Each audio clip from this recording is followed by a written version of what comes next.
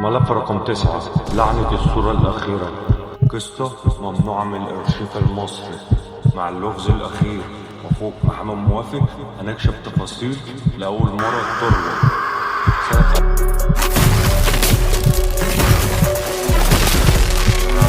سنة 1987 في شهر نوفمبر بالتحديد ظهرت قضية أغرب ما يكون.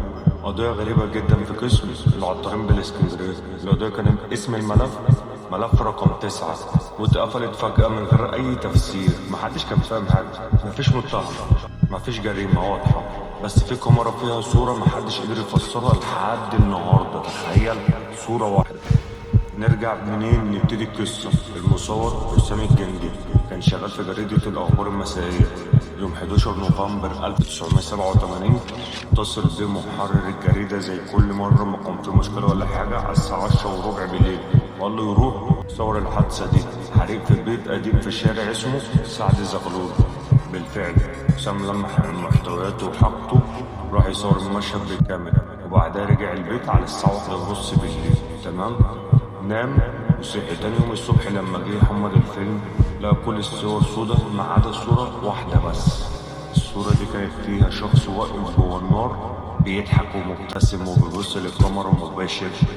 الغريب ان في السجلات الحادثة كتب ان مفيش ضحايا اصلا، ولا اي حد اتصور جوه النار، ولا كان في مخلوق المفروض جوه البيت ساعتها. بس الغريب بقى لسه جاي.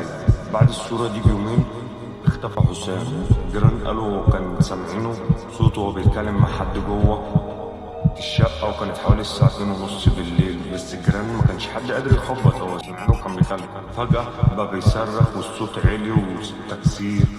بعدها الدنيا سكتت خالص، فالناس اتصلت بالشرطة. الشرطة لما جت وكسرت الباب لقوا الكاميرا على السرير شغالة لوحدها. صور الهوا. الملف اتسمى ساعتها ملف رقم 9. الصورة الأصلية ساعتها اتاخدت واحتفظوا بيها في أرشيف وزارة الداخلية. تمام؟ بس في سنة 2003 بقى تم الإبلاغ إن الصورة دي اختفت من الأدلة بالكامل من غير ما حد يعرف راحت فين، ولا مين اللي خدها، ولا جت منين. الغريب لسه. الغريب هنا إن كل شخص اشتغل في التحقيق ده نبع ده في ظروف غريبة. ظروف غريبة ازاي؟ هحكي لك. الضابط حسام سامي حجازي، حادثة سير 1989. الطبيب الشرعي فريد عبد المقصود، أزمة قلبية مفاجأة سنة 1990. حتى المصور المساعد اللي كان مع حسام اتحرق بيته بالكامل، والأسرة كلها توفت بما فيهم هو. سنة كام؟ 1991. حلو؟ موضوع سكت واختفى شوية والدنيا هديت لحد سنة 2017. ظهرت الصورة دي تاني على منتدى إلكتروني اسمه الظلال التسعة. مستخدم مجهول نشر وكتب تحتها كل من ينظر في الصورة أكتر من 9 ثواني هيسمع صوته. وبعدها ب3 ساعات المنتدى كله اختفى من على الإنترنت. لكن قبل ما يتقفل واحد من الأعضاء نزل نسخ من الصورة دي وقال إنه يلاحظ إن الوجه اللي في الصورة ده بيتغير كل دقيقة. يعني المفروض صورة ثابتة، مرة كده مرة كده مرة كده، فاهم؟ مرة راجل مرة ست مرة طفل، بس العيون نفس العيون هي في كل مرة. هنا بقى الباحثين في الظواهر الغامضة والغريبة قالوا إن الصورة دي ممكن تكون بوابة طفيفة، يعني بتسحب طاقة من اللي بيبص لها، بس مفيش دليل علمي ولا حد قادر يشوفها بعينه من غير ما يختفي لحد النهاردة بعد أكتر من 35 سنة لسه في ناس بتقول إنهم شافوا نفس الشخص اللي في الصورة. إيه؟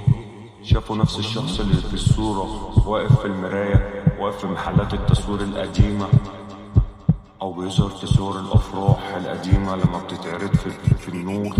محدش عارف مين هو أصلا ولا ليه بيتسم دايما في الصور دي. كانت لعنة الصورة الأخيرة. لعنة الصورة الأخيرة، القصة اللي اتقفلت في الأرشيف تحت اسم الملف رقم 9. مليانة أحداث غريبة ومحدش عارف يفسرها لحد دلوقتي. لو الصورة دي وصلت لك يوم ما تبصش فيها أكتر من 9 ثواني، إن اللي بيظهر فيها يمكن يكون بيستناك انت، أو عايزك انت، أو عايزك انت. وصلنا الحلقة الأخيرة. ما تنسوش الاشتراك وتفعيل زر الجرس، ولو عجبتكم الحكاية الجديدة اشترك عشان يوصلك كل جديد. أحلى جمهور في الدنيا في اللغز الأخير.